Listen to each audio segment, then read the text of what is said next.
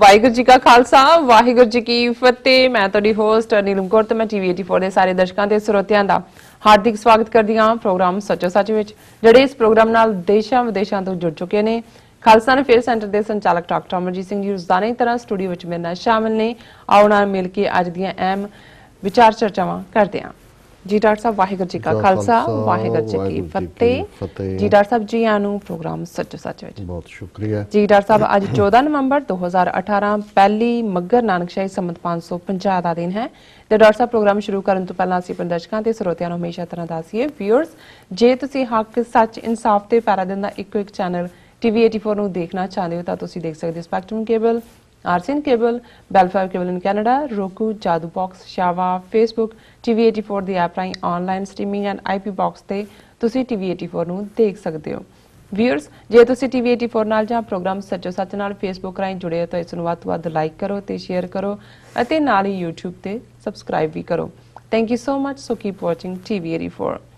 ਜੀ ਡਾਕਟਰ ਸਾਹਿਬ, ਪ੍ਰੋਗਰਾਮ ਦੀ ਸ਼ੁਰੂਆਤ ਕਰਦੇ ਹਾਂ ਅੱਜ ਦੇ ਮੇਨ ਇਸ਼ੂ ਦੇ ਨਾਲ। ਜੀ ਡਾਕਟਰ ਸਾਹਿਬ, ਕੀ ਵਿਚਾਰਾਂ ਨੇ ਤੁਹਾਡੀਆਂ?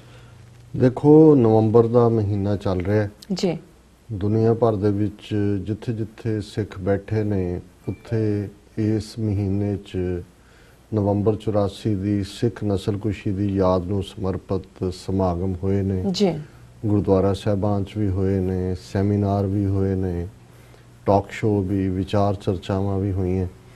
पर एक जिहड़ी चंगी हैल्थी मूवमेंट इस मुद्दे दे उत्ते दुनिया च सिखां ने बिल्ड कीती और अमरीका दे विच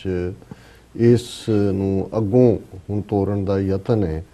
वो ये है कि 34 साल बाद हुण असीं देख रहे हैं कि कित्थे ये लफज शुरू दे विच दंगे सी जी, फिर हौली हौली जिवें जर्मनस ने जो यहूदियां नाल कीता जां जिप्सियां नाल कीतियां, उहदे लई एक लफज हॉलोकॉस्ट तो पहला पोग्राम्स इस्तेमाल हुंदा सी,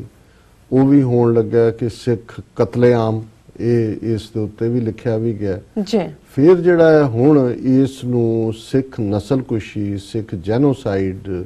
दे तौर दे उत्ते थां थां ते जिहड़ी है वो मानता भी मिल रही है।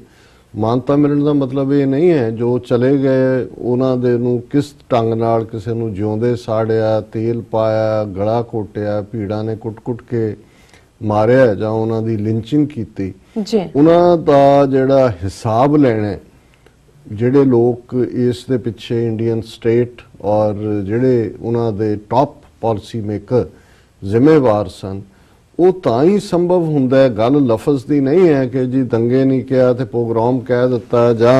नस्लकुशी कह दिता, गल अकाउंटेबिलिटी है, हिसाब किताब दे। बिल्कुल। और दुनिया च जदों तुसी अंतरराष्ट्रीय कानूनां दी गल करदे हो जां इंटरनेशनल कोर्ट ऑफ जस्टिस दी गल करदे हो जी, ते ज़ाहिर तौर दे उत्ते ये साबित करना बड़ा जरूरी हुंदा है कि ये जो कुछ होया है एक गिणी मिथी साजिश के तहत ये नस्लकुशी सी। और जदों इहदी रैकगनीशन या मानता नस्लकुशी के तौर पर हुण तां जे ये डिफरेंट प्लेटफॉर्म्स तो शुरू होया जी। और इहदे च ओंटारियो स्टेट असैंबली पहली असैंबली बनी कैनेडा दे विच जिसने इसनूं मानता दित्ती कि नवंबर 84 सिख नस्लकुशी सी और अकाउंटेबिलिटी की गल कीती जी। दिल्ली दी असैंबली दे विच भी भावें वो फुल फ्लैज्ड असैंबली नहीं है, फुल उन्होंने स्टेटहुड का दर्जा नहीं है, उत्थे भी इस नूं नस्लकुशी के तौर पर मन्निया गया। और फिर असी देखते हैं भी ये पूरी एक मुहिम जिहदे च कैलीफोर्निया की असैंबली सैनेट ने भी, हालांकि उन्होंने नस्लकुशी लफज इस्तेमाल नहीं किया पर वो क्वाइट क्लोज उस दे आए जी। कनैटिकट जिसका जिक्र असी कीता है कि किवें इस बार उस याद नूं मनाया भी गया, पहली वो स्टेट बनी जिसने पिछले जिहड़ा समय च इस नूं नस्लकुशी रैकगनाइज किया। फिर असी देखते हैं स्टेट ऑफ पेनसिल्वेनिया, उसने तो पूरा बड़ा डिटेल्ड वेयर एज दे थल्ले 30,000 तो ज़्यादा मारे गए सिखां की गल कीती, इहनूं जिहड़ा है वो मानता दित्ती जी। और फिर बहुत सारे शहरों च वो पहला असीं देखते हैं इलिनॉइस दे शहर सन, कैलीफोर्निया दे स्टॉकटन, लैथरॉप और बहुत सारे होर जिन्हां दी मेरे कोल लिस्ट नहीं है। और इस सारे दे विच अज एक नवां जिहड़ा चैप्टर जां एक नवां पेज ऐड होया स्टेट ऑफ मैसाचुसेट्स दे विच होलीऑक सिटी ने ਅੱਜ ਜਦੋਂ ਅਸੀਂ ਗੱਲਬਾਤ ਕਰ ਰਹੇ ਹਾਂ ਹੁਣੇ ਹੀ ਉਹ ਸਮਾਗਮ ਖਤਮ ਹੋਇਆ ਹੋਵੇਗਾ ਜੀ ਬਹੁਤ ਵੇਰਵੇ ਤਾਂ ਸਾਡੇ ਕੋਲ ਨਹੀਂ ਨੇ ਲੇਕਿਨ ਵੀਰ ਬਲਜਿੰਦਰ ਸਿੰਘ ਜਿਹੜੇ ਕਿ ਦੁਆਬਾ ਸਿੱਖ ਐਸੋਸੀਏਸ਼ਨ ਨਾਲ ਜੁੜੇ ਹੋਏ ਨੇ ਵਰਲਡ ਸਿੱਖ ਪਾਰਲੀਮੈਂਟ ਦੇ ਨਾਲ ਔਰ ਸਰ ਹਿੰਮਤ ਸਿੰਘ ਜਿਹੜੇ ਕਿ ਕੋਆਰਡੀਨੇਟਰ ਨੇ ਈਸਟ ਕੋਸਟ ਸਿੱਖ ਗੁਰਦੁਆਰਾ ਕਮੇਟੀ ਦੇ ਔਰ ਵਰਲਡ ਸਿੱਖ ਪਾਰਲੀਮੈਂਟ ਨਾਲ ਜੁੜੇ ਹੋਏ ਨੇ ਜੀ ਉਹ ਉੱਥੇ ਪਹੁੰਚੇ ਨੇ ਔਰ ਉਹ ਸਾਇੰਸ ਦੇ ਨਾਲ ਜਿਹੜੀ ਹੋਲੀਓਕ ਸਿਟੀ ਹੈ ਉਸ ਦੇ ਸਿਟੀ ਹਾਲ ਦੇ ਵਿੱਚ ਮੌਜੂਦ ਨੇ ਔਰ ਅੱਜ ਹੋਲੀਓਕ ਸਿਟੀ ਨੇ 20 ਨਵੰਬਰ 84 ਨੂੰ ਸਿੱਖ ਨਸਲਕੁਸ਼ੀ ਦੇ ਤੌਰ ਦੇ ਉੱਤੇ ਜਿਹੜੀ ਹੈ ਉਹ ਰੈਕਗਨੀਸ਼ਨ ਦਿੱਤੀ ਹੈ ਜੀ ਉਹਨਾਂ ਦੀ ਜਦੋਂ ਡੀਟੇਲ ਪ੍ਰੋਕਲੇਮੇਸ਼ਨ ਆਏਗੀ ਫਿਰ ਅਸੀਂ ਉਹਨੂੰ ਡਿਟੇਲ 'ਚ ਵੀ ਡਿਸਕਸ ਕਰ ਸਕਦੇ ਹਾਂ ਪਰ ਕਿਉਂਕਿ ਜਦੋਂ ਅਸੀਂ ਸਟੂਡੀਓ ਦੇ ਅੰਦਰ ਆ ਰਹੇ ਸੀ ਤੇ ਇਹ ਸਾਨੂੰ ਉਹਨਾਂ ਦੀ ਲਿਖਤ ਜਿਹੜੀ ਹੈ ਦੋ ਉਹਨਾਂ ਦੀਆਂ ਈਮੇਲਸ ਮਿਲੀਆਂ ਇੱਕ ਜਿਹੜੇ ਉਸ ਸਿਟੀ ਹਾਲ ਦੇ ਵਿੱਚ ਉਹਨਾਂ ਦੇ ਸਿਟੀ ਮੈਂਬਰ ਨੇ ਕਾਉਂਸਲਮੈਨ ਨੇ ਉਹ ਐਡਰੈਸ ਕਰ ਰਹੇ ਨੇ 1 ਮਿੰਟ ਦੇ ਕਰੀਬ ਉਹ ਐਡਰੈਸ ਹੈ ਜਿਹੜਾ ਬੜਾ ਜਿਹਨੂੰ ਤੁਸੀਂ ਕਹਿੰਦੇ ਹੋ ਵੀ ਪੈਸ਼ਨੇਟਲੀ ਉਹ ਉਹਨਾਂ ਦੇ ਅੰਦਰੋਂ ਨਿਕਲ ਰਿਹਾ ਉਹਨਾਂ ਨੇ ਸਿੱਖ ਕਮਿਊਨਿਟੀ ਦੀ ਜਿਹੜੀ ਹੈ ਤਾਰੀਫ ਕੀਤੀ ਹੈ ਸਿੱਖਾਂ ਦੇ ਧਰਮ ਦੀ ਗੱਲ ਕੀਤੀ ਹੈ ਔਰ ਈਸਟ ਕੋਸਟ ਔਰ ਕਨੈਟੀਕਟ ਨਿਊਯਾਰਕ ਨਿਊ ਜਰਸੀ 'ਚ ਸਿੱਖ ਕਮਿਊਨਿਟੀ ਦੀ ਮੌਜੂਦਗੀ ਔਰ ਉਹਨਾਂ ਦੀ ਕੰਟਰੀਬਿਊਸ਼ਨ ਦੀ ਗੱਲ ਕੀਤੀ ਹੈ ਸੋ ਅਸੀਂ ਉਹਨਾਂ ਵੀਰਾਂ ਭੈਣਾਂ ਨੂੰ ਮੁਬਾਰਕਬਾਦ ਦਿੰਦੇ ਹਾਂ ਜਿਨ੍ਹਾਂ ਨੇ ਇਸ ਦੇ ਲਈ ਐਫਰਟ ਕੀਤਾ ਔਰ ਮੈਂ ਆਪਣੀ ਟੈਕਨੀਕਲ ਟੀਮ ਨੂੰ ਕਹਾਂਗਾ ਕਿ ਉਹ ਜਿਹੜੀ ਮਿੰਟ ਡੇਢ ਮਿੰਟ ਦੀ ਵੀਡੀਓ ਹੈ ਜਿਹੜਾ ਕਿ ਸਿਟੀ ਹਾਲ ਦੇ ਵਿੱਚ ਐਡਰੈਸ ਕਰ ਰਹੇ ਨੇ ਕਾਉਂਸਲਮੈਨ ਉਸ ਨੂੰ ਜ਼ਰਾ ਸਾਡੇ ਦਰਸ਼ਕਾਂ ਦੇ ਨਾਲ ਸ਼ੇਅਰ ਕਰ ਦੇਣ Thank you. It's a pleasure to be here tonight representing the city of Holyoke as a city councilor at large and thank the mayor acknowledging the Sikh community here in Holyoke. I was here back in April of last year and really felt a connection to the people of the Sikh community here in Holyoke and in the surrounding areas in New England, Connecticut, and New York. As we heard earlier tonight about, righting the wrongs and people on the right side, righteousness, and that's important to believe in today, with so many bad things happening, that people that do wrong should be punished. And we have to realize that one God, that we all have to believe in, and we look to the best of everybody and everybody, no matter where we come from, that we have to respect all peoples, respect what they have to say, and really remember the bad things that happened, especially in 1984 in the Sikh community. It's an important time to remember the losses of the people and really to commemorate the people that really respect what happened in the Sikh community at that time. And we got to realize that all people, we have to strive to be best in our community, to be best in our country, and most of all, to be best in our world and respect all people no matter where they come from. And with that, I'm grateful for the community to come here today in our City Hall and really to commemorate this event in the Sikh community. And with all that, I say God bless. Viewers, welcome back. ਜੀ doctor ਸਾਹਿਬ ਸਾਡੇ ਦਰਸ਼ਕਾਂ ਨੇ ਇਹ video ਦੇਖ ਚੁੱਕੇ ਨੇ ਜੀ doctor ਸਾਹਿਬ ਹੁਣ ਤੁਸੀਂ ਕੀ ਕਹਿਣਾ ਚਾਹੋਗੇ ਅਸੀਂ ਸਮਝਦੇ ਹਾਂ ਵੀ ਇਸ ਕਿਸਮ ਦੇ ਯਤਨ ਜਾਰੀ ਰਹਿਣੇ ਚਾਹੀਦੇ ਨੇ ਜੀ ਸਿਟੀਜ਼ ਲੈਵਲ ਦੇ ਉੱਤੇ ਵੀ ਔਰ ਸਟੇਟ ਲੈਵਲ ਤੇ ਵੀ ਔਰ ਅਸੀਂ ਆਸ ਕਰਦੇ ਹਾਂ ਕਿ ਇੱਕ ਦਿਨ ਐਸਾ ਆਏਗਾ ਜਦੋਂ ਕਿ ਫੈਡਰਲ ਲੈਵਲ ਦੇ ਉੱਤੇ ਯੂਐਸ ਕਾਂਗਰਸ ਔਰ ਯੂਐਸ ਸੈਨੇਟ ਦੇ ਵਿੱਚ ਵੀ ਇਹ ਜਿਹੜਾ ਰੈਕਗਨਾਈਜ਼ ਹੋਏਗਾ ਔਰ ਉਸ ਤੋਂ ਬਾਅਦ ਇੱਕ ਸਾਡਾ ਬੇਸ ਬਣੇਗਾ ਇੰਡੀਅਨ ਰੂਲਰਸ ਨੂੰ ਇੰਡੀਅਨ ਸਟੇਟ ਨੂੰ ਇੰਟਰਨੈਸ਼ਨਲ ਫੋਰਮ ਦੇ ਉੱਤੇ ਇੰਟਰਨੈਸ਼ਨਲ ਕੋਰਟ ਆਫ ਜਸਟਿਸ ਔਰ ਦੂਸਰੇ ਅਦਾਰਿਆਂ 'ਚ ਘੜੀਸਣ ਦਾ ਜਿਵੇਂ ਕਿ ਜੂਇਸ਼ ਹੋਲੋਕਾਸਟ ਲਈ ਜ਼ਿੰਮੇਵਾਰ ਨਾਜ਼ੀਆਂ ਨੂੰ ਜਿਵੇਂ ਅਸੀਂ ਕੱਲ ਵੀ ਜ਼ਿਕਰ ਕੀਤਾ ਸੀ ਕਿ ਕਿਵੇਂ 94 ਸਾਲ ਦਾ ਨਾਜ਼ੀ ਜਿਹੜਾ ਕਿ 21 ਸਾਲਾਂ ਤੋਂ ਵੀ ਘੱਟ ਸੀ ਜਦੋਂ ਪੋਲੈਂਡ ਦੇ ਉਹ ਕੈਂਪ ਦੇ ਵਿੱਚ ਗਾਰਡ ਸੀ ਉਹਨੂੰ ਹੁਣ ਉਸ ਦੇ ਉੱਤੇ ਟ੍ਰਾਇਲ ਚੱਲ ਰਿਹਾ ਸੋ ਜਦੋਂ ਇਹ ਜੈਨੋਸਾਈਡ ਦੀ ਰੈਕਗਨੀਸ਼ਨ ਹੁੰਦੀ ਹੈ ਫਿਰ ਅਕਾਊਂਟੇਬਿਲਟੀ ਦਾ ਦੌਰ ਖੁੱਲਦਾ ਸੋ ਇਹ ਯਤਨ ਸਾਡੇ ਜਾਰੀ ਰਹਿਣੇ ਚਾਹੀਦੇ ਨੇ ਦੁਨੀਆ 'ਚ ਦੋ ਤਰ੍ਹਾਂ ਦੇ ਲੋਕ ਹੁੰਦੇ ਨੇ ਖਾਸ ਤੌਰ ਤੇ ਮੈਂ ਜੇ ਰੂਲਰ ਕਲਾਸ ਦੀ ਗੱਲ ਕਰਾਂ ਹਾਕਮਾਂ ਦੀ ਇੱਕ ਸੱਚਮੁੱਚ ਹੀ ਗਧੇ ਹੁੰਦੇ ਨੇ ਜਿਨ੍ਹਾਂ ਦੇ ਬਾਰੇ ਜਦੋਂ ਅਸੀਂ ਗੱਲ ਕਰਦੇ ਹਾਂ ਤੇ ਕਦੇ ਉਸ ਦਾ ਜ਼ਿਕਰ ਹੁੰਦਾ ਹੈ ਜਿਸ ਨੇ ਮੁਹੰਮਦ ਤੁਗਲਕ ਜਿਹਨੇ ਚਮੜੇ ਦਾ ਸਿੱਕਾ ਚਲਾਇਆ ਮਾਸ਼ਕੀ ਇੱਕ ਦਿਨ ਦਾ ਉਹਨੂੰ ਰਾਜ ਮਿਲਿਆ ਜਾਂ ਮੁਹੰਮਦ ਸ਼ਾਹ ਰੰਗੀਲੇ ਦਾ ਜ਼ਿਕਰ ਹੁੰਦਾ ਹੈ ਕਿ ਭਾਈ ਉਹ ਗਜ਼ਲਾਂ ਸੁਣ ਰਿਹਾ ਹੈ ਹੋਰ ਲੇਡੀਜ਼ ਦਾ ਡਰੈਸ ਪਹਿਨ ਕੇ ਹੀ ਉਹ ਬਹਿੰਦਾ ਸੀ ਦਰਬਾਰ 'ਚ ਆ ਕੇ, ਔਰ ਉਹਨੂੰ ਪਤਾ ਦੱਸਿਆ ਜਾ ਰਿਹਾ ਵੀ ਨਾਦਰ ਸ਼ਾਹ ਤੁਰ ਪਿਆ ਤਹਿਰਾਨ ਤੋਂ, ਹੁਣ ਇੱਥੇ ਪਹੁੰਚ ਗਿਆ ਤੇ ਉਹ ਗਜ਼ਲਾਂ ਸੁਣ ਰਿਹਾ ਹੈ ਔਰ ਤਾਸ਼ ਦੀਆਂ ਬਾਜ਼ੀਆਂ ਲਾ ਰਿਹਾ, ਔਰ ਇਵੈਂਚੁਅਲੀ ਹਿਊਮਿਲੇਸ਼ਨ ਹੋਈ। 25,000 ਤੋਂ ਜ਼ਿਆਦਾ ਲੋਕ ਦਿੱਲੀ 'ਚ ਮਾਰੇ ਗਏ। ਉਹਦਾ ਜਿਹੜਾ ਸਭ ਕੁਝ ਲੁੱਟ ਕੇ ਜਿਹੜਾ ਉਹਦੇ ਬਾਬਰ ਦੇ ਜ਼ਮਾਨੇ ਤੋਂ ਔਰ ਉਸ ਤੋਂ ਵੀ ਪਹਿਲਾਂ ਜੋ ਇਕੱਠਾ ਕੀਤਾ ਸੀ ਉਹ ਖਜ਼ਾਨਾ ਨਾਦਰ ਸ਼ਾਹ ਲੈ ਗਿਆ, ਕੋਏ ਨੂਰ ਹੀਰਾ ਵੀ ਲੈ ਗਿਆ।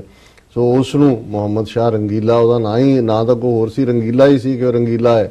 ਬਣਿਆ ਹੋਇਆ। ਇੱਕ ਤਾਂ ਕਲਾਸ ਉਹ ਹੁੰਦੀ ਹੈ ਜੀ, ਇੱਕ ਹੁੰਦੀ ਹੈ ਜਿਹੜੇ ਵਿੱਚੋਂ ਬਹੁਤ ਮਚਲੇ ਮਕਰੇ ਹੁੰਦੇ ਨੇ, ਪਰ ਬਾਹਰੋਂ ਉਹਨਾਂ ਨੇ ਸ਼ਕਲ ਇਵੇਂ ਬਣਾਈ ਹੁੰਦੀ ਹੈ ਜਿਵੇਂ ਕਿ ਉਹ ਭੋਂਦੂ ਬੁੱਧੂ ਹੋਣ, ਜਿਵੇਂ ਪ੍ਰਕਾਸ਼ ਸਿੰਘ ਬਾਦਲ ਹੈ। ਨਹੀਂ, ਔਰ ਇਹਦੇ ਬਾਰੇ ਅਕਸਰ ਇਹ ਜੋਕ ਹੈ ਕਿ ਵੀ ਪੱਗ ਚੰਗੀ ਭਲੀ ਬੰਨਦਾ ਉਹ, ਫਿਰ ਕੰਧ ਦੇ ਨਾਲ ਇੱਧਰ ਉੱਧਰ ਮਾਰ ਮੁਰ ਕੇ ਉਹਨੂੰ ਢਾਹ ਜਿਹਾ ਹੀ ਲੈਂਦਾ ਵੀ ਲੱਗੇ ਕਿ ਵੀ ਉਹ ਬਿਲਕੁਲ ਜਿਹੜਾ ਉਹ ਇਸ ਕਿਸਮ ਦਾ ਹੀ ਹੈ, ਸਾਦਾ ਹੈ। ਲੇਕਿਨ ਜਿਵੇਂ ਉਹਨੇ ਮਕਾਰੀ ਨਾਲ 5 ਟਰਮਸ ਕੱਢੀਆਂ ਔਰ ਜਿਸ ਕਿਸਮ ਦਾ ਉਸਨੇ ਸਿੱਖ ਕੌਮ ਦਾ ਘਾਣ ਕੀਤਾ ਔਰ ਮੂੰਹ ਬੋਲਦਾ ਹੀ ਨਹੀਂ ਹੈ। ਹੁਣ ਪ੍ਰੈਜ਼ੀਡੈਂਟ ਡੋਨਾਲਡ ਟਰੰਪ,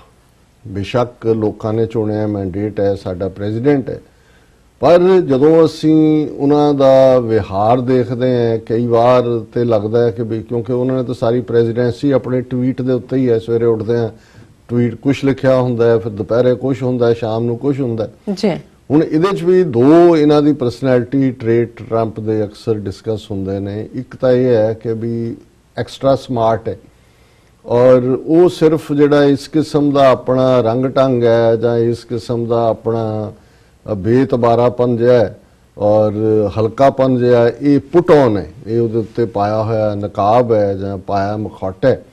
ਅਸਲ 'ਚ ਉਹਨੂੰ ਪਤਾ ਹੈ ਵੀ ਉਹ ਉਹਦਾ ਨਿਸ਼ਾਨਾ ਕਿੱਥੇ ਸਿੱਧਤ ਹੈ ਔਰ ਉਹਦੇ 'ਚੋਂ ਕੀ ਕੱਢਣਾ ਚਾਹੁੰਦਾ ਹੈ। ਔਰ ਜੇ ਦੁਨੀਆ 'ਚ ਬਿਜ਼ਨਸ ਡੀਲਸ ਦੇ ਹਵਾਲੇ ਨਾਲ ਦੇਖੀਏ ਜਾਂ ਜਿਵੇਂ ਯੂਰਪ ਤੋਂ ਹੋਰ ਪੈਸੇ UN ਲਈ ਔਰ ਦੂਸਰੇ ਲਈ ਲੈਣ 'ਚ ਹੋਏ, ਜਾਂ ਚੀਨ ਦੇ ਨਾਲ ਜਾਂ ਮੈਕਸੀਕੋ ਦੇ ਨਾਲ, ਜਾਂ ਆਪਣੀ ਕਨਸਟੀਚੁਐਂਸੀ ਵਿਦਨ ਅਮਰੀਕਾ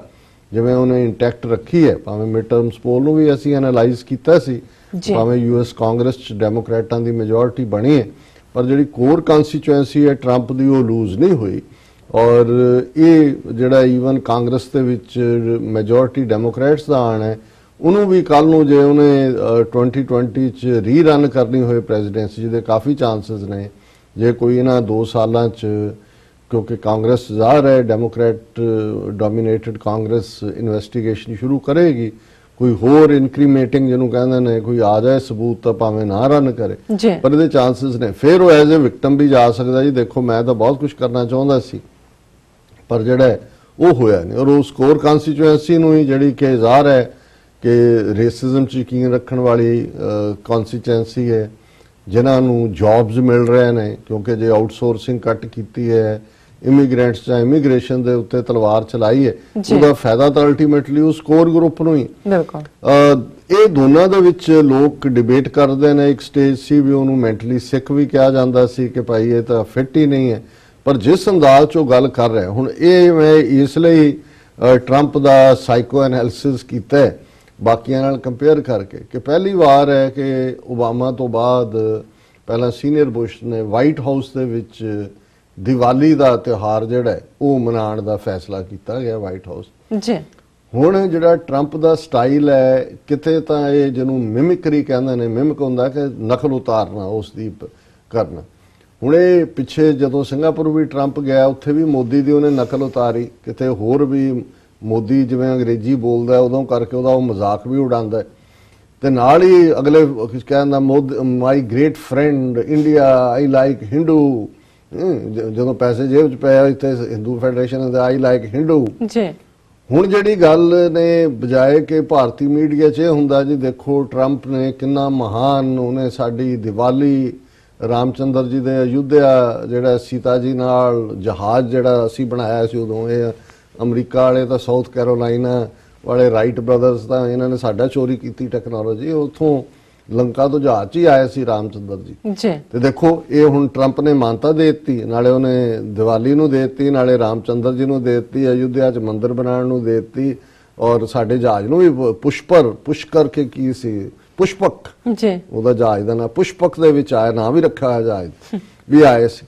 ਪਰ ਮੈਂ ਦੇਖ ਰਿਹਾ ਵੀ ਮੀਡੀਆ 'ਚ ਸਾਰੇ 2 ਦਿਨ ਤੋਂ ਚੀਕਾਂ ਹੀ ਹੋਰ ਮਾਰ ਰਹੇ ਨੇ। ਉਹ ਕਹਿੰਦੇ ਨੇ ਵੀ ਟਰੰਪ ਨੇ ਦੀਵਾਲੀ ਤਾਂ ਰੱਖੀ, ਉਹਨੇ ਜਿਹੜੀ ਵਧਾਈ ਦਿੱਤੀ ਟਵੀਟ 'ਚ ਉਹ ਸਿੱਖਾਂ ਨੂੰ ਦਿੱਤੀ, ਬੌਧੀਆਂ ਨੂੰ ਦਿੱਤੀ ਤੇ ਜੈਨਾਂ ਨੂੰ ਦਿੱਤੀ, ਹਿੰਦੂਆਂ ਦਾ ਜ਼ਿਕਰ ਹੀ ਨਹੀਂ ਕੀਤਾ। ਅੱਛਾ, ਇਹ ਤੇ ਬੜਾ ਰੌਲਾ ਪਿਆ। ਔਰ ਨੈਟ ਦੇ ਉੱਤੇ ਈਵਨ CNN ਦੇ ਇੱਕ ਹਿੰਦੂ ਕੋਰਸਪੋਂਡੈਂਟ ਹੈ, ਉਹਨੇ ਵੀ, ਔਰ ਈਵਨ ਟਾਈਮ ਮੈਗਜ਼ੀਨ ਨੇ ਵੀ ਕਿਹਾ। ਫਿਰ ਟਵੀਟ ਉਹਨੇ ਉਹ ਪਹਿਲਾ ਕੱਟ ਕੇ ਦੂਜਾ ਲਿਖਿਆ,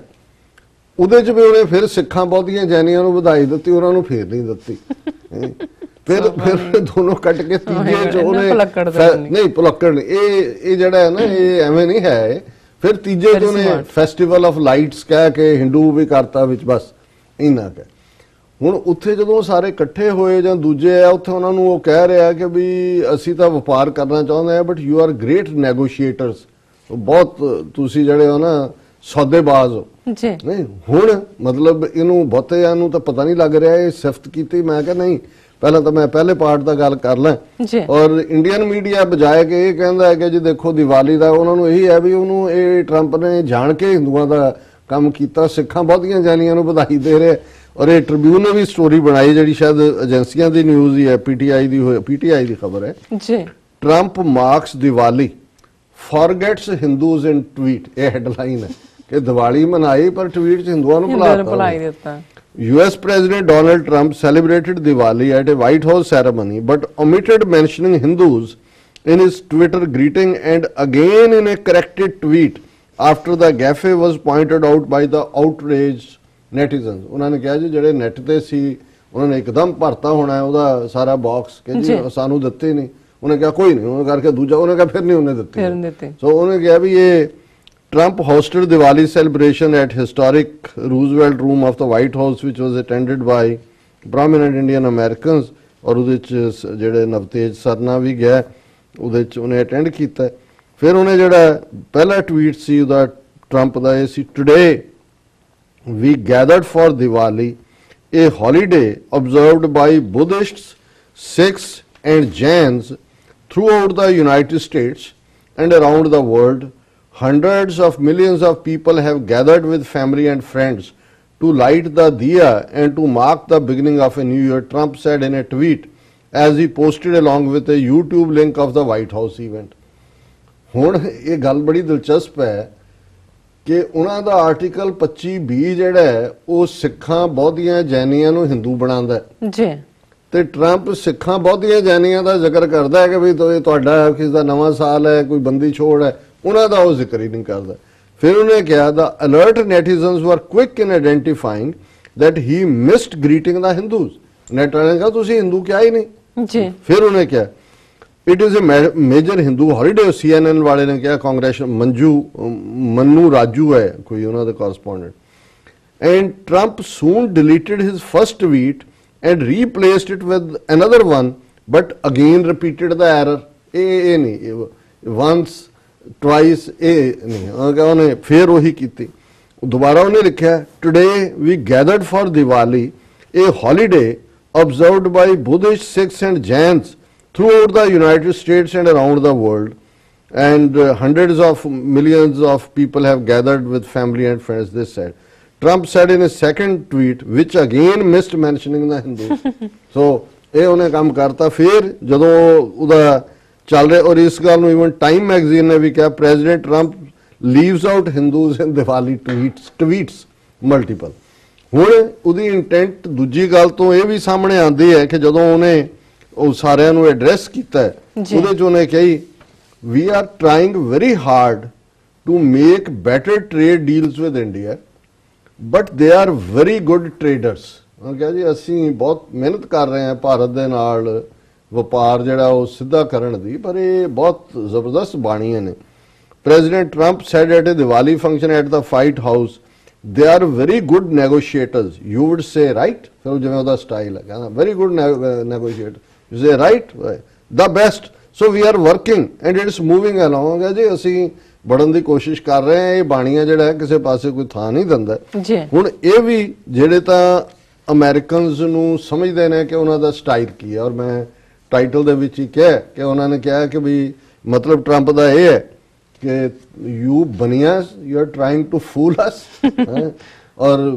ਤੁਸੀਂ ਸਾਡੇ ਤੋਂ ਸਮਾਰਟ ਹੋਣ ਦੀ ਕੋਸ਼ਿਸ਼ ਕਰਦੇ ਹੋ। ਜਿਵੇਂ ਉਹ ਕੈਨੇਡਾ ਵਾਲਿਆਂ ਦਾ ਅੱਜਕੱਲ ਹੁੰਦਾ ਹੈ ਸਲੈਂਗ, ਕਹਿੰਦੇ ਐਵੇਂ ਸਮਾਰਟੀਆਂ ਨਾ ਮਾਰ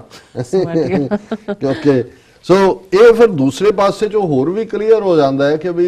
ਇਹ ਜਿਹੜਾ ਅਮਰੀਕਨ ਪ੍ਰੈਸ਼ਰ ਇਹਨਾਂ ਤੇ ਹੈ ਕਿ ਤੁਸੀਂ ਟ੍ਰੇਡ ਸਰਪਲਸ ਕਰ ਰਹੇ ਹੋ। ਪਹਿਲੇ ਟੈਰਿਫ ਤਾਂ ਲਾਏ ਹੀ ਨੇ 2-3 ਕਿਸਮ ਦੇ ਜੀ। ਹੁਣ ਇੱਕ ਪਾਸੇ ਤਾਂ ਅਮਰੀਕਾ ਨੇ ਇਹ ਦੋਨੋਂ ਹੀ ਜਿਹੜੇ ਨੇ ਦੀਵਾਲੀ ਮਨਾਉਣ ਦੇ ਨਾਂ ਥੱਲੇ ਜਿਵੇਂ ਇਨਸਲਟ ਕੀਤਾ ਵੀ ਜਿਨ੍ਹਾਂ ਦਾ ਹਿੰਦੂਆਂ ਦਾ ਹੈਗਾ ਉਹ 2 ਵਾਰੀ ਤੁਸੀਂ ਟਵੀਟ ਕਰੋ ਉਹਨੂੰ ਮਾਈਨਸ ਕਰ ਦਿਓ, ਤੁਸੀਂ ਇਕੱਠੇ ਕੀਤੇ, ਕਹਿੰਦਾ ਤੁਸੀਂ ਬਹੁਤ ਸਮਾਰਟ ਬਾਣੀਏ ਨਾ ਬਣੋ। ਇਹ ਸਾਰਿਆਂ ਨੂੰ ਉਹਨਾਂ ਦੇ ਐਂਬੈਸਡਰ ਸਾਰੇ ਇਕੱਠੇ ਕੀਤੇ ਹੋਏ ਨੇ। ਥਰਡ ਪਾਰਟ ਅਸੀਂ ਦੇਖਦੇ ਹਾਂ ਜਿਹੜਾ ਉੱਥੋਂ ਦੀ ਜਿਹੜੀ ਵੱਡ ਗਿਣਤੀ ਹੈ, ਮੈਜੋਰਿਟੀ ਦੀ ਜ਼ਹਿਨੀਅਤ ਹਿੰਦੂ ਤਵੀਆਂ ਦੀ, ਉਸ ਨੂੰ ਜ਼ਾਹਰ ਕਰਦੀ ਹੈ। ਅੱਜਕੱਲ ਸਿੰਗਾਪੁਰ ਦੇ ਵਿੱਚ ਟ੍ਰੇਡ ਏਸ਼ੀਅਨ ਮੀਟ ਚੱਲ ਰਹੀ ਹੈ ਔਰ ਉਹਦੇ ਵਿੱਚ ਜਿਹੜਾ ਹੈ ਉਹ ਵਾਈਸ ਪ੍ਰੈਜ਼ੀਡੈਂਟ ਮਾਈਕ ਪੈਂਸ ਵੀ ਗਿਆ ਹੋਇਆ। ਮੇਨ ਮੀਟਿੰਗ ਤਾਂ ਜਿਹੜੀ ਹੈ ਉਹ ਡਿਫਰੈਂਟ ਇਸ਼ੂਜ਼ ਦੇ ਉੱਤੇ ਹੁੰਦੀ ਹੈ ਜੀ, ਕਿਉਂਕਿ ਚਾਈਨਾ ਜਿਹੜਾ ਹੈ ਉਹ ਆਪਣੇ ਆਪ ਨੂੰ ਤਿਆਰ ਕਰ ਰਿਹਾ ਹੈ ਵੀ ਜੇ ਅਮਰੀਕਾ ਨੇ ਜੋ ਉਹਨਾਂ ਦੀ ਚੱਲ ਰਹੀ ਹੈ ਬਿਜ਼ਨਸ ਰਾਈਵਲਰੀ, ਜੇ ਉਹਦੇ 'ਚ ਕੋਈ ਹਾਰਡ ਲਾਈਨ ਲੈਂਦਾ ਤਾਂ ਉਹਨੇ ਆਪਣਾ ਬੈਂਕ ਵੀ ਫਲੋਟ ਕੀਤਾ ਹੋਇਆ ਇੰਟਰਨੈਸ਼ਨਲ। ਆਲਰੇਡੀ ਜਿਹੜਾ ਉਹਨਾਂ ਦਾ ਇਕਨੋਮਿਕਲ ਕੋਰੀਡੋਰ ਹੈ ਜਿਹੜਾ ਯੂਰਪ ਤੱਕ ਆਉਣਾ ਹੈ ਉਸ ਦੇ ਉੱਤੇ ਵੀ ਉਹ ਕੰਮ ਕਰ ਰਹੇ ਨੇ। ਪਲੱਸ ਉਹਨਾਂ ਨੇ ਸਿੰਗਾਪੁਰ ਹੋਏ ਜਾਂ ਈਵਨ ਹੁਣ ਮਲੇਸ਼ੀਆ 'ਚ ਮਹਾਤਰ ਮੁਤਾਹਿਰ ਜਾਂ ਉਹਨਾਂ ਦਾ ਜਿਹੜੇ ਪਹਿਲਾ ਪ੍ਰੈਜ਼ੀਡੈਂਟ ਰਿਹਾ ਲੰਬਾ ਵਕਤ, ਫਿਰ ਉਹ ਰਿਟਾਇਰ ਹੋ ਗਏ ਸੀ, ਹੁਣ ਫਿਰ ਉਹ ਵਾਪਸ ਆਇਆ। ਉਹਨਾਂ ਨੇ ਵੀ ਅਮਰੀਕਾ ਨੂੰ ਕਿਹਾ ਵੀ ਇਹ ਜਿਹੜੀ ਹੈ ਬਿਲਕੁਲ ਕਲੋਨੀਅਲ ਪਾਵਰ ਹੈ। ਔਰ ਦੂਸਰਾ ਸੋ ਚਾਈਨਾ ਉਹਨੇ ਅਫਰੀਕਾ 'ਚ ਵੀ ਆਪਣਾ ਫੁੱਟ ਹੋਲਡ ਬਣਾਇਆ ਹੈ। ਏਸ਼ੀਆ ਸਾਊਥ ਏਸ਼ੀਆ 'ਚ ਵੀ ਅਸੀਂ ਦੇਖਦੇ ਹਾਂ ਸ੍ਰੀਲੰਕਾ 'ਚ ਇੱਕ ਵੱਡੀ ਪੋਰਟ, ਮਿਆਂਮਾਰ 'ਚ ਵੀ ਇੱਕ ਪੋਰਟ। ਸੋ ਉਹ ਸਾਰਾ ਜਿਹੜਾ ਪਾਰਟ ਉਹ ਚੱਲ ਰਿਹਾ। ਸੋ ਮਾਈਕ ਪੈਂਸ ਦੇ ਨਾਲ ਮੋਦੀ ਹੁਣ ਅਮਰੀਕਾ ਜਿਹੜਾ ਕਿਤੇ ਨਾ ਕਿਤੇ ਇੰਡੀਆ ਨੂੰ ਉਹ ਐਜ਼ ਏ ਬੁਲਵਾਕ ਵੀ ਯੂਜ਼ ਕਰਦਾ ਚਾਈਨਾ ਦੇ ਅਗੇਂਸਟ, ਜਾਂ ਈਵਨ ਆਪਣੀ ਦੂਸਰੀ ਪੋਲਿਟਿਕਸ ਦੇ ਵਿੱਚ ਅਫਗਾਨਿਸਤਾਨ 'ਚ ਵੀ ਥੋੜਾ ਬਹੁਤ ਫੁੱਟ ਹੋਲਡ ਦਿਵਾਉਣਾ ਚਾਹੁੰਦਾ। ਹਾਲਾਂਕਿ ਕਿਉਂਕਿ ਇੰਡੀਅਨ ਕਿਸੇ ਕੰਮ ਨਹੀਂ ਆ ਰਹੇ, ਨਾ ਉਹ ਅਫਗਾਨਿਸਤਾਨ 'ਚ ਆਪਣੇ ਫੌਜ ਭੇਜਣ ਨੂੰ ਤਿਆਰ ਨੇ, ਉਹਨਾਂ ਨੂੰ ਪਤਾ ਹੈ ਵੀ ਪਠਾਣਾਂ ਨੇ ਕੀ ਕਰਨਾ ਹੈ। ਉਸ ਤੋਂ ਪਹਿਲਾਂ ਇਰਾਕ ਮੁੱਦੇ ਦੇ ਉੱਤੇ ਵੀ, ਸੀਰੀਅਨ ਵਾਰ ਦੇ ਵੇਲੇ ਵੀ ਜਦੋਂ ਉਹਨਾਂ ਦੀ ਚੱਲ ਰਿਹਾ ਸੀ ਉਦੋਂ ਵੀ ਅਮਰੀਕਨ ਐਡਮਿਨਿਸਟ੍ਰੇਸ਼ਨ ਨੇ ਚਾਹਿਆ ਕਿ ਭਾਈ ਇੱਕ ਬ੍ਰਿਗੇਡ ਹੀ ਭੇਜ ਦਿਓ, ਪਰ ਇੰਡੀਅਨਸ ਨੂੰ ਪਤਾ ਹੈ ਵੀ ਉਹ ਉੱਥੇ ਹੀ ਜਿਹੜੇ ਉਹਨਾਂ ਦੀ ਫੌਜੀ ਨੇ ਉਹ ਆਪਣੇ ਤਗਮੇ ਲਾ ਕੇ, ਉਹ ਵੀ ਫੁੱਟਬਾਲ ਹਾਕੀ ਮੈਚ ਖੇਡ ਕੇ ਇੱਕ ਮੈਚ ਜਿੱਤਦੇ ਨੇ, ਇੱਕ ਤਗਮਾ ਲਾ ਲੈਂਦੇ ਨੇ, ਹੋਰ ਕਿਹੜੀਆਂ ਉਹਨਾਂ ਨੇ ਜੰਗਾਂ ਜਿੱਤੀਆਂ ਹੋਈਆਂ। ਸੋ ਉਹ ਕੋਈ ਵੀ ਐਸਾ ਰਿਸਕ ਨਹੀਂ ਲੈਣਾ ਚਾਹੁੰਦੇ। ਸੋ ਹੁਣ ਜਿਹੜੀ ਇਹਦੇ ਚੋਂ ਲੇਕਿਨ ਜਿਹੜੀ ਇਹਨਾਂ ਦੀ ਜ਼ਹਿਨੀਅਤ ਹੈ, ਬਹੁਤ ਵਾਰੀ ਅਸੀਂ ਸਮਝਦੇ ਹਾਂ ਕਿ ਵੀ ਜਿਹੜੇ ਸਾਡੇ ਬਜ਼ੁਰਗ ਜਾਂ ਹਰ ਇੱਕ ਦੇ ਬਜ਼ੁਰਗ ਇਹ ਕਹਿੰਦੇ ਹੋਣਗੇ ਹਮੇਸ਼ਾ, ਜਾਂ ਈਵਨ ਜੇ ਕ੍ਰਿਸਚੀਅਨਿਟੀ ਦਾ ਅਸੀਂ ਬੇਸ ਦੇਖੀਏ ਤੇ ਉਹਨਾਂ 'ਚ ਇੱਕ ਸੇਇੰਗ ਹੈ ਕਿ ਲਵ ਥਾਈ ਨੇਬਰ, ਕਿ ਆਪਣੇ ਗੁਆਂਢੀ ਨੂੰ ਪਿਆਰ ਕਰੋ। ਤੇ ਬਜ਼ੁਰਗਾਂ ਦਾ ਇਹ ਕਹਿਣਾ ਹੁੰਦਾ ਸੀ ਕਿ ਭਾਈ ਰਿਸ਼ਤੇਦਾਰ ਤਾਂ ਸਮਾਂ ਪਾ ਕੇ ਆਏਗਾ ਤੁਹਾਡੇ ਦੁੱਖ ਸੁੱਖ 'ਚ, ਗੁਆਂਢੀ ਤੁਹਾਡੇ ਨਾਲ ਹੈ, ਗੁਆਂਢੀ ਨਾਲ ਕਦੇ ਨਾ ਵਿਗਾੜੋ ਔਰ ਹਮੇਸ਼ਾ ਗੁਆਂਢੀ ਦੇ ਦੁੱਖ ਸੁੱਖ 'ਚ ਸਾਥੀ ਰਹੋ ਤਾਂ ਕਿ ਉਹ ਵੀ ਤੁਹਾਡੇ ਦੁੱਖ ਸੁੱਖ ਵੇਲੇ ਤੁਹਾਡੇ ਗੁਆਂਢ ਨਹੀਂ ਪਹਿਲਾਂ ਆਉਣਾ। ਲੇਕਿਨ ਇਹ ਕਿਉਂ ਜਿਹਾ ਸੁਪਰ ਪਾਵਰ ਦੀ ਤਾਂਘ ਰੱਖਣ ਵਾਲੇ ਔਰ ਆਪਣੇ ਆਪ ਨੂੰ ਹਿਊਮੈਨਿਟੇਰੀਅਨ ਔਰ ਆਤਮਕ ਔਰ ਰੂਹਾਨੀ ਔਰ ਮਿਸਟਿਕ ਔਰ ਸਪਿਰਿਚੁਅਲ ਕਹਿਣ ਵਾਲੇ ਲੋਕ ਨੇ ਕਿ ਜਿਹੜੇ ਜਦੋਂ ਤੀਸਰੇ ਨਾਲ ਵੀ ਗੱਲ ਕਰਦੇ ਨੇ, ਔਰ ਬਹੁਤ ਵਾਰ ਇਹ ਹੁੰਦਾ ਹੈ ਔਰ ਇਹ ਇੱਕ ਕਲਚਰ ਹੁੰਦਾ ਸੀ ਇੱਕ ਜ਼ਮਾਨੇ 'ਚ ਕਿ ਪਿੰਡ ਹੈ, ਭਾਵੇਂ ਪਿੰਡ ਦੇ ਵਿੱਚ ਬਦਮਾਸ਼ ਵੀ ਹੁੰਦੇ ਸੀ ਬਿਲਕੁਲ, ਲੇਕਿਨ ਜਦੋਂ ਕਿਸੇ ਹੋਰ ਪਿੰਡ ਦੇ ਨਾਲ ਕੋਈ ਗੱਲ ਜਾਂ ਦੂਜੀ ਕਰਨੀ ਹੈ, ਪਿੰਡ ਵਾਲਾ ਆਪਣੇ ਬਦਮਾਸ਼ ਨੂੰ ਵੀ ਪ੍ਰੋਟੈਕਟ ਕਰਦਾ ਸੀ। ਭਾਈ ਜਿਹੜਾ ਪਿੰਡ ਦਾ ਬਦਮਾਸ਼ ਹੈ ਉਹ ਪਿੰਡ 'ਚ ਖਰਾਬੀ ਨਹੀਂ ਕਰਦਾ, ਬਾਹਰ ਭਾਵੇਂ ਕਰੇ, ਔਰ ਬਹੁਤ ਸਾਰੇ ਉਹਦੇ 'ਚੋਂ ਆਸਰਾ ਵੀ ਲੱਭਦੇ ਸੀ ਕਿ ਭਾਈ ਇਹ ਹੈ ਤੇ ਸਾਡੀ ਪ੍ਰੋਟੈਕਸ਼ਨ ਹੈ, ਕਿਉਂਕਿ ਪਿੰਡ ਦੇ ਵਿੱਚ ਉਹ ਨਹੀਂ ਸੀ ਕੋਈ ਖਰਾਬੀ ਕਰਦਾ। ਸੋ ਜ਼ਾਹਰਾ ਤੌਰ ਦੇ ਉੱਤੇ ਗਵਾਂਢੀ ਹੋਏ ਜਾਂ ਤੁਹਾਡਾ ਆਪਣਾ ਦਾਇਰਾ, ਹੁਣ ਇਹ ਜੇ ਭਾਰਤ ਨੂੰ ਅਸੀਂ ਇੱਕ ਪਿੰਡ ਕਹੀਏ, ਆਪਣੇ ਸ਼ਹਿਰੀਆਂ ਨਾਲੇ ਕੀ ਕਰ ਰਹੇ ਨੇ, ਸਿੱਖਾਂ ਦੇ ਨਾਲ, ਈਸਾਈਆਂ ਦੇ ਨਾਲ, ਦਲਿਤਾਂ ਦੇ ਨਾਲ, ਔਰ ਕੁੱਲ ਮਿਲਾ ਕੇ ਮੁਸਲਮਾਨਾਂ ਦੇ ਨਾਲ। ਔਰ ਦੂਸਰੇ ਪਾਸੇ ਜੇ ਗਵਾਂਢੀ ਦੀ ਗੱਲ ਕਰੀਏ, ਲਵ ਥਾਈ ਨੇਬਰ, ਤੇ ਫਿਰ ਕਿੱਥੇ ਗਵਾਂਢ ਦੇ ਵਿੱਚ ਇਹਨਾਂ ਦਾ ਕੀ ਆ। ਔਰ ਇਹਨਾਂ ਨੂੰ ਜਿੱਥੇ ਮੌਕਾ ਮਿਲਦਾ ਹੁਣ ਭਾਰਤ ਨੂੰ ਹੁਣ ਤੱਕ ਵੀ ਜੇ 72 ਸਾਲਾਂ 'ਚ ਇਹ ਗੱਲ ਸਮਝ ਨਹੀਂ ਆਈ ਕਿ ਪਾਕਿਸਤਾਨ ਜਿਹੜਾ ਹੈ, ਔਰ ਸਾਡੇ ਮਿੱਤਰ ਸ਼ੇਖ ਸਾਹਿਬ ਕਈ ਵਾਰੀ ਜੋਕਿੰਗਲੀ ਇਹ ਗੱਲ ਕਹਿੰਦੇ ਸੀ, ਕਹਿੰਦੇ ਵੀ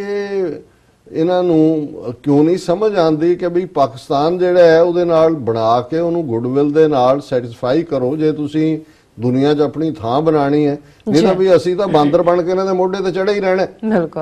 ਕਿ ਵੀ ਜੇ ਤੁਸੀਂ ਸੈਂਟਰਲ ਏਸ਼ੀਆ ਤੱਕ ਵੀ ਆਪਣਾ ਰਾਊਟ ਲੈਣਾ